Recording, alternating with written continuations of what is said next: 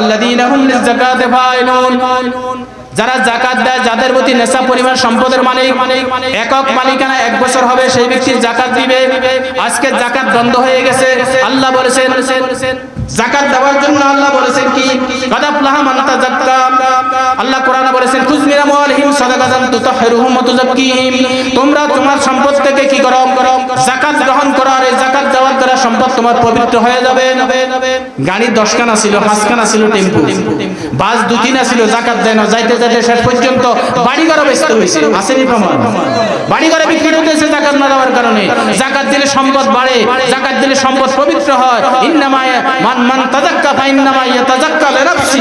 আল্লাহ বলতেছেন এটা তো তোর মাল পবিত্র করার জন্য তুই করলি, তোরে পবিত্র করার জন্য তুই করলি। অতএব কারণে যাদের কাছে এরকম অতিরিক্ত সম্পদ থাকবে, 52.5 তোলা রূপ্য কিংবা 7.5 তোলা স্বর্ণ, অথবা সর্বশেষ যদি 52.5 তোলা রূপের পরিমাণ টাকা, নগদ টাকা একক মালিকানা 1 বছর তার কাছে থাকে, শতকরা 2.5 টাকা হারে তাকে যাকাত দিতে হবে। যদি যাকাত না দেন, আল্লাযীনা ইয়াকনুজুনা যাহাবা ওয়াল ফিদ্দাতা ওয়া লা ইউনফিকুনা ফি সাবিলিল্লাহ ফাবাশশিরহুম বিআযাবিন আলীম। আল্লাহ বলতেছেন যে কি কিয়ামতের ময়দানে এদের এই যাকাত, এই সম্পদগুলো তারা জমা করছে, দেয় নাই যাকাত, এগুলোকে আগুনে পোড়াইয়া আগুনের হাড় বানানো হবে। তা কি করবে? তার গলার মধ্যে সে হাড় ফরাই দেওয়া হবে, তার পিঠের মধ্যে সেটা কি দেওয়া হবে? দাগ দেওয়া হবে, আর বলবে কি ফাযুকুল আযাবা বিমা কুনতুম তাকনুজুন। আরে যাকাত না দিয়ে তুমি জমা করছো খাওয়ার জন্য, এখন খাও। সমাজে যাকাত নাই আসেনি?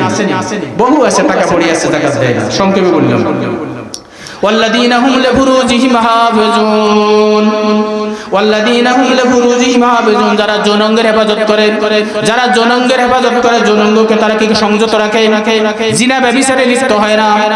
যারা জিনা ব্যভিচারে কি হয় না? লিপ্ত হয় না। জিনা ব্যভিচারে লিপ্ত হওয়ার জন্য যারা পথ বাতায় দেয় না, যারা মানুষকে পর্দার খেলাপ করে। বাংলাদেশে এক কথা আছে, পুরুষরা পর্দা করবে, মহিলার পর্দা লাগবে না। আবার কেউ মহিলার পর্দা করবে, পুরুষ পর্দা লাগবে না। আসলে উভয়ের জন্য পর্দা, কি কারণ? আর আপনি বাহির থেকে মহিলা দেখলে, মহিলা যদি আপনাকে দেখে, পর্দার খেলাপ হবে না?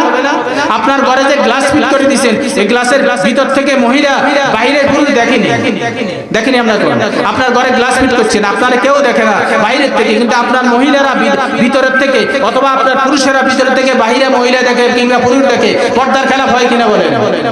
এটা আমরা আমাদের বুঝে আসতে না, আমরা বুঝি না। আমরা মনে করি যে আমাকে না দেখলে পরে পর্দা রক্ষা হবে না। আমার জন্য পর্দা আছে, পুরুষের জন্য পর্দা, মহিলার জন্য পর্দা, উভয় পর্দা রক্ষা করতে হবে। পর্দা না রক্ষা করার কারণে আজকে জেনা ব্যভিচার, পর্দা রক্ষা না করার কারণে আজকে সংসার ভাঙ্গন, পর্দা রক্ষা না করার কারণে আজকে বেহায়াপনা, অশ্লীলতা আমাদের মধ্যে বিরাজ করছে। কি বলেন? আজকে যদি পর্দা থাকতো তাহলে এগুলা হইতো।